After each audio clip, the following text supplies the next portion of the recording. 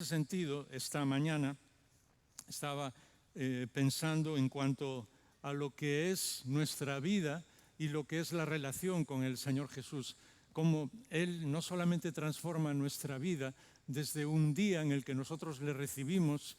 Él ha cambiado, nos ha cambiado por completo, nos ha perdonado, nos restaura, hace de nosotros criaturas nuevas. Tenemos una vida absolutamente impresionante que no va a terminar nunca, como hemos estado recordando con el pan y el vino por su muerte y su resurrección.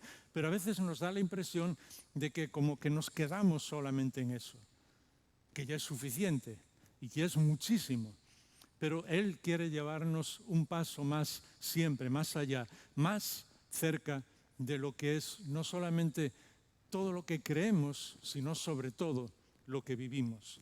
Porque algo que ha ocurrido en muchas ocasiones a lo largo de toda la historia y ya desde el momento en el que el Señor escogió un pueblo para que fuera su pueblo y reflejara su gloria, de eso trata la historia del Antiguo Testamento, el peligro y la tentación en la que caemos, y el enemigo es muy astuto y sabe cómo hacer que caigamos en esa tentación, es considerar o pensar que ya lo tenemos todo, que todo lo que es nuestra vida está en las manos del Señor y entonces ahora nosotros vamos a ocuparnos de la vida del día a día. Y no nos damos cuenta de que Dios es el Dios de la vida del día a día. Y el Señor Jesús transforma nuestra vida, no solamente porque nos perdona, nos restaura, nos regala la vida eterna. Eso es parte de su plan, porque lo que es la salvación incluye no solamente que nosotros traigamos su reino a este mundo, que brillemos para Él, sino que nosotros disfrutemos de lo que Él es y de todo lo que hace en nuestro corazón, en nuestra vida.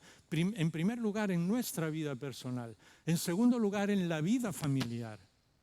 Y después en la vida de su cuerpo, como iglesia. Pero a mí siempre me gusta decir que no puede la iglesia, y sé que entendéis esa frase, restaurar o ni siquiera fortalecer lo que no ocurre en la vida familiar. Y mi vida familiar va a ser siempre un reflejo de lo que es mi vida personal con el Señor.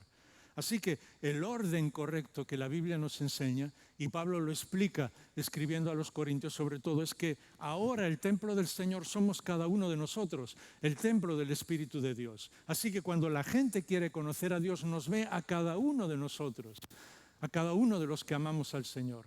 Inmediatamente salud brilla dentro de nuestra casa, en nuestra familia.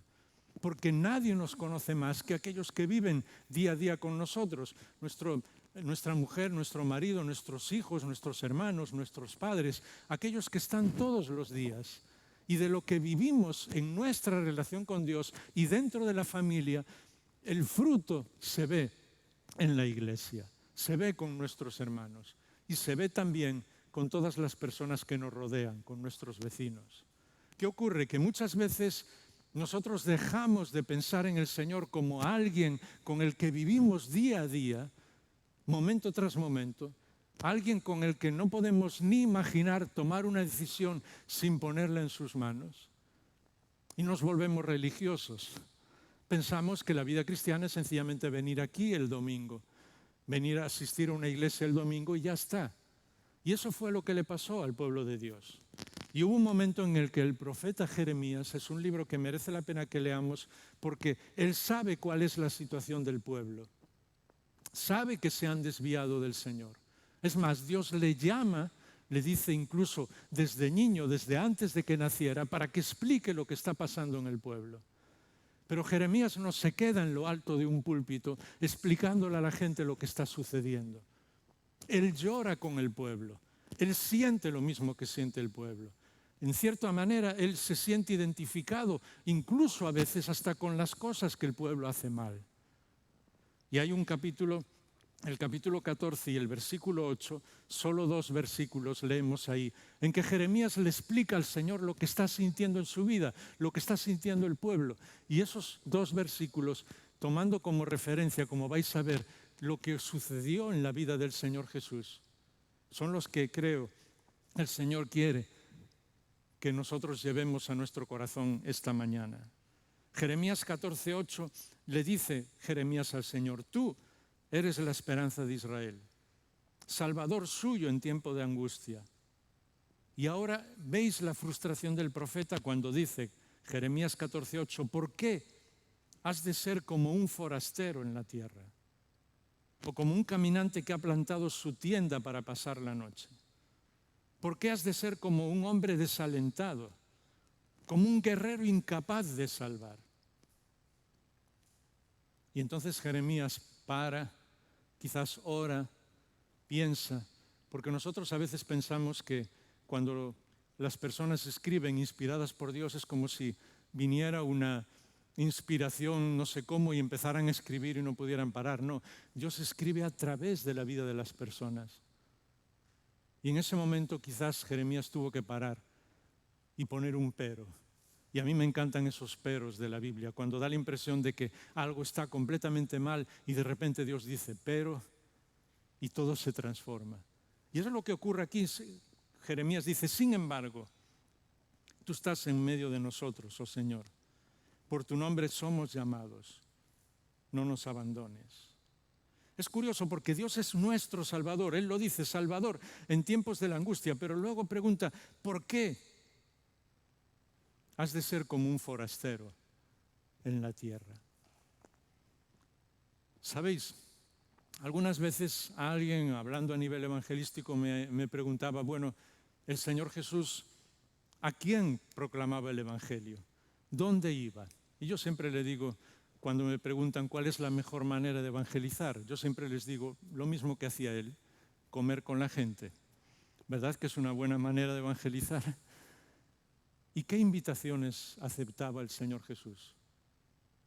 Yo os pido que recorráis los evangelios muy despacio durante los próximos meses y veáis que Él aceptaba absolutamente todas las invitaciones.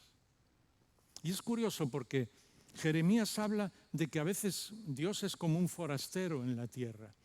Y está hablando a un pueblo que conocía a Dios, al pueblo de Dios.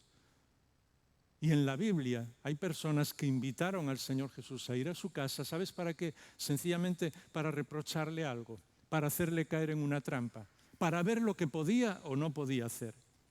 Fijaos en el Evangelio según Lucas y el capítulo 14, hay un momento en que uno de los fariseos, dice el capítulo 14, versículo 1 de Lucas, cuando Jesús entró en la casa de uno de los principales de los fariseos, un día de reposo para comer pan, ellos estaban observando cuidadosamente. Había allí un hombre enfermo, Jesús lo sana en el día de reposo. Y le dice en el versículo 5, ¿a quién de vosotros? Le pregunta a los fariseos, y es obvio que a quien le había invitado a su casa. Si se le cae un hijo o un buey en un hoyo en el día de reposo, no lo saca inmediatamente. Y no podían responderle a eso. ¿Sabéis? Invitaron al Señor a su casa porque conocían a Dios, conocían la ley. Había maestros de la ley que sabían libros enteros de memoria de la Biblia de aquel tiempo, es decir, del Antiguo Testamento. Pero solo invitaban al Señor sencillamente para reprocharle algo, para hacerle caer en una trampa. Yo espero que no sea el caso de ninguno de nosotros. Pero a veces vivimos de esa manera. Sí, amamos al Señor, conocemos la Biblia, le amamos a nuestra manera y le pedimos que venga a nuestra casa, pero estamos siempre reprochándole cosas a Dios. ¿Por qué no hiciste esto? ¿Por qué no hiciste lo otro? ¿Por qué no haces esto? ¿Por qué está ocurriendo esto? Siempre con reproches o incluso esperando a ver lo que Él va a hacer para decir, pues no me gusta lo que Él ha hecho. Incluso a veces se da algo muy terrible. Cuando el Señor está en nuestra casa o cuando Él nos habla de alguna manera, quizás en alguna reunión o cuando estamos orando o por medio de alguna persona o por medio de su palabra y de repente nos damos cuenta de que Él es radiante, que su luz lo llena todo, que transforma nuestra vida. Hasta nos da miedo a veces. Yo prefiero seguir siendo un cristiano normal. Yo he conocido gente así. Como que sí, queremos amar al Señor, pero como dicen los jóvenes, que no se pasen mucho, como si fuera un forastero en nuestra tierra. Es curioso porque el Señor siempre aceptó las invitaciones de todos a ir a su casa. pero los fariseos nunca le volvieron a invitar. Fue una oportunidad y se terminó. Fíjate la segunda frase que usa Jeremías: como caminante que ha plantado su tienda de campaña para pasar la noche. Muchos en estas vacaciones van en tienda de campaña. Esa imagen es muy útil y muy impresionante porque vas a un lugar, estás ahí unos días y sencillamente estás en ese momento. No es tu casa. Tú sabes que no es tu casa y todos los que te rodean saben que no es tu casa. Una tienda de campaña por un día, 2, 3, por una noche. En el Evangelio según Lucas también, en el capítulo 7, hay un momento en que dice el versículo 36, uno de los fariseos le pedía si podía comer con él. Y sentado y entrando en la casa del fariseo, se sentó a la mesa. Y había en la ciudad una mujer que era pecadora. Y cuando se enteró de que Jesús estaba sentado a la mesa en casa del fariseo, trajo un frasco de alabastro con perfume. Poniéndose detrás de él a sus pies llorando, comenzó a regar sus pies con lágrimas y los secaba con los cabellos de su cabeza. Besaba sus pies y los ungía con el perfume. Una de las imágenes más bonitas del Nuevo Testamento. Pero enseguida se transforma porque en el versículo siguiente, este fariseo está pensando, incluso hablando en voz baja, cuchicheando con los de al lado: si este hombre fuera Dios, sabría que esta mujer es pecadora. Qué curioso es que siempre juzgamos a las personas que disfrutan con el Señor. Es el papel que hace el enemigo. Entonces el Señor le cuenta una historia. La conocéis muy bien, ¿verdad? ¿Os acordáis? Seguro que lo habéis leído en muchas ocasiones. Y le cuenta una historia. Una persona fue perdonada por una cifra inmensa de dinero y otra por una cifra pequeña. Le dijo: ¿quién va a querer más al que le perdonó? Y él dice que fue perdonado mucho. Y el Señor le dice: pues eso es lo que ha hecho esta mujer. Ama mucho porque se sabe perdonada en lo mucho que siente que necesita ser perdonada. Esa es la línea del pensamiento del Señor, porque a lo mejor la mujer necesitaba ser menos perdonada que el propio fariseo, pero el problema es que él no se daba cuenta. Ahora, aquí yo ya tengo problemas en mi vida personal y no quiero acusaros a vosotros, pero espero que os deis cuenta de que es un problema a nivel de iglesia también, de vida cristiana. Porque a veces sí sabemos que el Señor nos perdonó, le amamos, pero empezamos a pensar de una manera diferente. No, yo vengo todos los domingos a la iglesia. Yo estoy en el grupo de alabanza, o yo trabajo en tal ministerio, o yo predico, o yo hago tal cosa, o estoy ayudando. No dejéis de hacerlo, entendedme la historia. Pero al final empiezo a pensar como que yo me merezco estar aquí. No se lo decimos a nadie, pero puede venir dentro de nosotros esa sensación. ¿Y sabes lo que trae esa sensación? Siempre amargura, celos, envidia contra otras personas. Porque no nos damos cuenta de que nosotros estábamos tan lejos o más, porque el orgullo es el peor pecado que existe, que aquella mujer pecadora. Desgraciadamente el fariseo no se dio cuenta.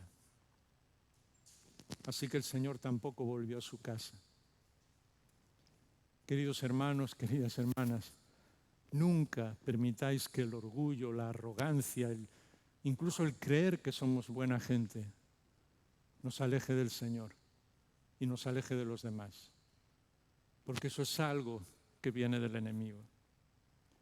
Fijaos la siguiente frase: porque has de ser como alguien, un hombre desalentado. Cuando escuché esta frase recordé aquel momento en el Evangelio según Mateo y el capítulo 11, lo podéis leer después, allá por el versículo 20 en adelante, cuando la madre y los hermanos del Señor Jesús, quizás José, su papá, ya había fallecido, pues la madre y los hermanos vienen a buscar al Señor Jesús. Y el paralelo en el Evangelio, ¿sabes lo que dice? Vienen a buscarlo porque le están diciendo a todos que está fuera de sí. que está loco. A veces utilizamos esos eufemismos para no decir algo directamente. No, este hombre está fuera de sí. ¿Has pensado alguna vez qué significa que lo piense, que lo diga públicamente eso tu propia familia? ¿Sabes? En ese momento, en esos versículos, vas a ver que el Señor dice, ay de ti Corazín, ay de ti Betsaida, habla de Capernaum, porque fueron ciudades donde Él hizo milagros. Y en esos milagros ellos no fueron capaces de ver que Él estaba ahí, que Él era el Mesías. Por eso Él llora. Por eso Él se desalienta. ¿Os acordáis Mateo capítulo 23 cuando habla de los fariseos? Tengo muchos amigos que le encanta ese capítulo porque a veces somos así, nos gusta, somos justicieros, así que nos encanta. Escribas y fariseos hipócritas, y claro, pensamos en los demás y nos encanta decírselo a los demás.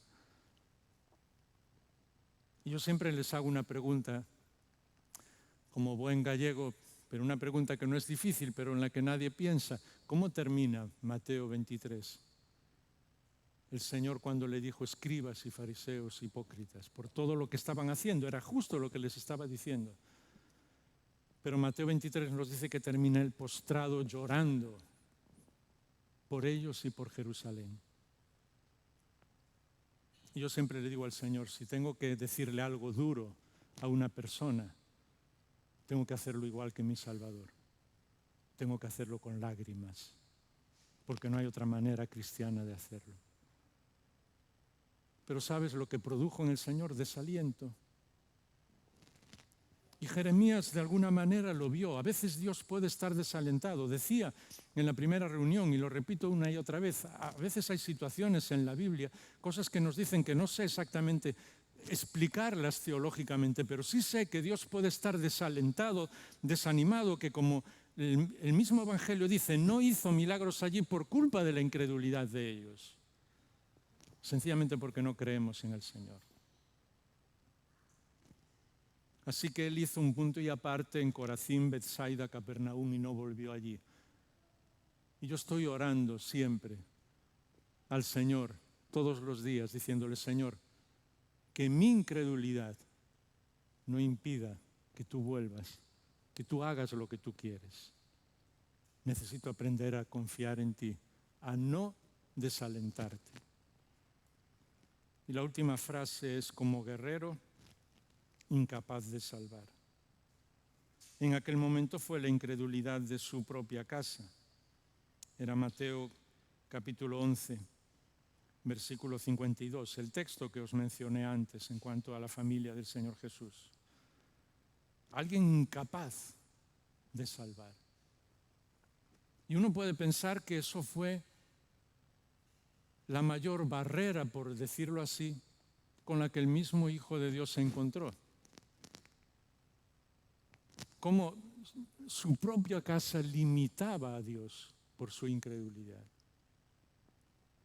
Y cómo Él tiene que llegar a decir, no hay profeta sin honra, sino en su propia casa. Y cómo a lo largo de todo el Antiguo Testamento y sobre todo a partir del Salmo 78, cuando el Señor inspira las canciones que van narrando la historia de Israel, repite una y otra vez, tentaron a Dios cuando no le creyeron, limitaron a Dios con su incredulidad, con su falta de confianza, con su pecado. Y nosotros no nos imaginamos que a veces en nuestra vida podemos llegar a limitar a Dios porque pensamos que es un guerrero incapaz de salvar. Y sé que a veces hay situaciones difíciles. Una vez un amigo me dijo, y le entendí perfectamente por una situación que estaba pasando, no, tal persona que él conocía es imposible que conozca al Señor. Yo le entendí porque a veces hay situaciones muy difíciles, pero sencillamente le dije con una sonrisa porque era un buen amigo, nunca más repitas esa frase, no hay nada imposible para el Señor. Y si yo pienso que alguien es imposible, estoy limitando al Señor. Claro que el Señor va a hacer lo que Él quiera, independientemente de que yo lo crea o no. Sé que me seguís, pero yo tengo el deber de creer lo que Dios dice. No puedo limitarlo, no puedo pensar que es un guerrero incapaz de salvar. Porque Dios es el Dios todopoderoso y Él puede tocar la vida de las personas que Él quiera. Y no puedo decirle al Señor que Él no es profeta en mi tierra, todo lo contrario. Tengo que abrir la puerta en mi casa y decirle, Señor, haz lo que quieras aquí. Lo que quieras. No me importa lo que pueda suceder o las consecuencias. Haz lo que quieras en mi casa. Porque ese es el final. Cuando dice, sin embargo, tú estás en medio de nosotros. Y es impresionante porque esa frase que utiliza, estás en medio de nosotros, es la frase para decirnos que Él vive dentro de nosotros, que está en nuestra casa. Y podríamos mencionar muchas historias en el Nuevo Testamento en los que el Señor no solamente fue a casa de alguien para transformar todo, sino una de las que a mí más me gusta es aquel momento en el que una de las personas más conocidas en una ciudad era el cobrador de impuestos y todos sabían lo que él hacía, como si fuera el alcalde de la ciudad, todos le conocían. Este hombre le importa nada, como decimos en mi tierra, le importa un pimiento lo que la gente piense, se sube a lo alto de un árbol para que le vean. ¿Tú te imaginas al alcalde de esta ciudad subiéndose a lo alto de un árbol solo por ver al Señor Jesús? Zaqueo estaba diciendo, no me importa nada, solo quiero verle. Podría ser por curiosidad, vale, podría ser por quién sabe qué, lo que sea. No importa la actitud que tengas o la motivación que sea, si quieres ver a Jesús, porque en cuanto lo veas, Él te va a transformar. Y Él va a transformar también tu actitud. ¿Y sabes cómo lo hizo? Tan pronto el Señor pasaba, se paró justo en el lugar donde Zaqueo estaba, toda la multitud se paró, todos se preguntaron qué estaba haciendo y sencillamente le dijo, Zaqueo, hoy voy a tu casa, vamos. Se autoinvitó, no sé si existe esa palabra en castellano, pero dijo, hoy voy a tu casa. Así que muchas veces cuando le hablo a gente del Evangelio, cuando estoy predicando y les digo, yo no sé la razón por la que estás aquí, yo no sé si hay alguien aquí que todavía no ha tomado la decisión de seguir al Señor. Y de repente estás escuchando y empiezas a sentir como que algo está surgiendo dentro de ti, como si te hirviera la sangre, porque es el Espíritu de Dios que te está diciendo, te estoy llamando. Entonces nosotros pensamos, estoy aquí para recibir al Señor. No, es Él, se está autoinvitando. Está diciendo, Jaime, yo quiero entrar en tu casa. Está diciendo tu nombre y te está diciendo, no necesito que me invites, yo mismo me invito. Y ahí toda la vida de Zaqueo se transformó. Y lo mismo con Mateo, ¿os acordáis? Y después él invita a todos sus amigos. Y lo mismo con otras muchas personas en el Nuevo Testamento. Casas a las que el Señor Jesús volvió. Pero de repente nos encontramos en Lucas capítulo 10 con una casa. ¿Os acordáis? Lucas capítulo 10 y desde el versículo 38. Dice la palabra del Señor que mientras iban de camino, él entró en cierta aldea y una mujer llamada Marta le recibió en su casa. Ella tenía una hermana que se llamaba María, que sentada a los pies del Señor escuchaba su palabra. Pero Marta se preocupaba con todos los preparativos y acercándose a él le dijo, Señor, ¿no te importa que mi hermana me deje servir sola? Dile que me ayude. Respondiendo el Señor le dijo, Marta, Marta, tú estás preocupada y molesta por muchas cosas, pero una sola cosa es necesaria. Y María ha escogido la parte buena y jamás le será quitada. Marta, María y Lázaro. Esta es una de las ocasiones en las que la Biblia nos dice que fue a su casa. Pero no solo fue en esta ocasión. Por lo menos hay 4 o 5 situaciones más en las que el Señor volvió a casa de ellos. Y es curioso porque el Señor, que no tenía donde reposar su cabeza, en aquel momento, ¿os acordáis lo que os decía antes de su familia? la familia, no eran capaces de comprender lo que él estaba haciendo. Así que él no podía volver a su propia casa, pero sí volvía a la casa de Marta, María y Lázaro. Y siempre me impresiona que con el tiempo, cuando el Señor Jesús resucitó, la Biblia nos dice que se apareció en uno de los primeros momentos a su propia familia, a sus hermanos, y entonces sí creyeron en él.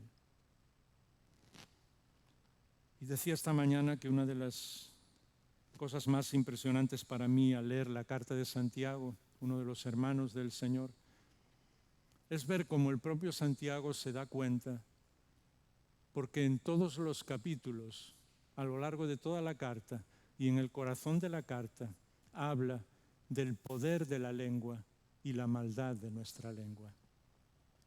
Tanto es así que él mismo dice, no puede salir bendición y maldición de la misma fuente. Y él dice que la lengua enciende fuegos que nadie puede apagar. Santiago está diciendo, eso es lo que pasó en mi vida. Yo mismo llegué a decir que mi hermano estaba fuera de sí. ¿Sabéis? ¿Os dais cuenta por qué escribe sobre la lengua? Así que hasta después de resucitado, el Señor no tenía donde dormir, no podía volver a su casa. Pero sí volvía a la casa de Marta, María y Lázaro. Sí encontraba en ellos lo que necesitaba, siempre. Y era una casa que siempre estaba abierta para él. ¿Es esa nuestra casa? Y sabes que estoy hablando de una manera figurada. Alguien me dijo una vez que podías saber si una persona era tu amigo, tu amiga, íntimo, si podías ir a su casa sin avisar y sencillamente llamar y veías un rostro sonriendo y decía que bueno que estés aquí. ¿Verdad que eso suena muy difícil en el día de hoy, que todos tenemos tantas cosas? Pero esos son realmente los amigos, no los de las redes sociales y todo eso. Un amigo es alguien que viene a tu casa y no necesita decir nada. Ahora entended la imagen, porque el Señor está con nosotros día tras día. Pero está con nosotros solamente como alguien que pone su tienda de campaña un día, porque uno de los problemas del cristianismo de hoy, en el primer mundo sobre todo, es que muchas personas van a la iglesia el domingo, son felices con el Señor, participan en la adoración, en la alabanza, en todo lo que es la mesa del Señor, en la predicación, vuelven a su casa inmensamente felices, pero luego durante toda la semana la vida es nuestra. El Señor no está presente.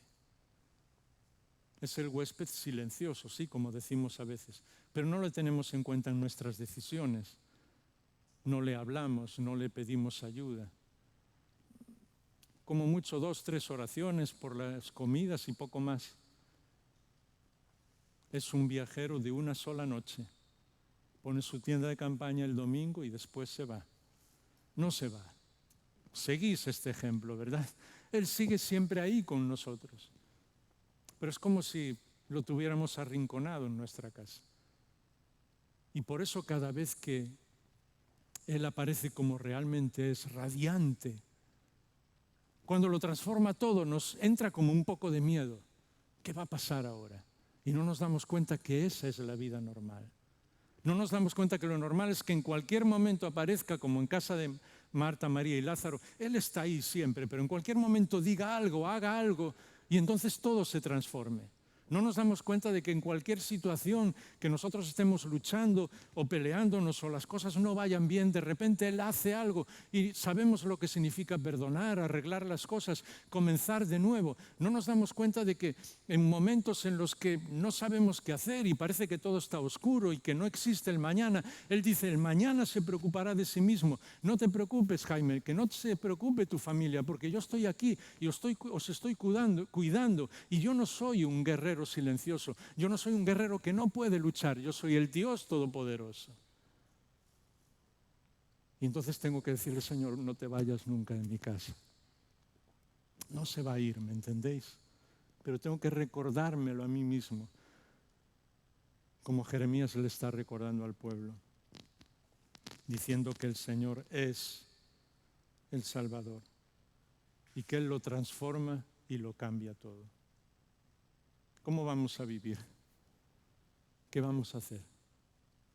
Espero que nadie vea al Señor solo con curiosidad o por una noche, como lo decíamos, o incluso como aquellas ciudades que realmente fueron transformadas porque hubo muchos milagros en su vida y quizás ha habido auténticos milagros en nuestra vida. Pero sabéis, los mejores siempre son en el futuro. Lo que va a venir siempre es mejor. Y aun si un día, el día que nuestra vida se termine aquí, lo que va a venir siempre es mejor. Así que necesitamos seguir diciéndole al Señor cada mañana cuando nos despertamos, antes que ninguna otra cosa: Señor, esta es tu casa, tú estás aquí. No importa si tenemos un piso de 200 metros o una casa súper grande, o si vivimos debajo del puente, porque no tenemos ningún lugar donde estar. El Señor está ahí contigo y es su casa. Y tenemos que aprender a vivir de esa manera. Inclinamos nuestra cabeza para orar y os dejo solo 2-3 minutos para que cada uno de vosotros ore a solas, para decirle al Señor: para mí, sabes, tú no eres alguien de una sola noche. Tú no eres alguien desalentado. No quiero que vivas desaliento en mi vida. Tú no eres un guerrero incapaz de salvar. Tú eres mi Dios. Señor Jesús, yo quiero que vivas siempre en mi casa y que tomes el control de todas las cosas. Díselo con tus palabras, porque el Señor quiere seguir transformando nuestra vida día a día.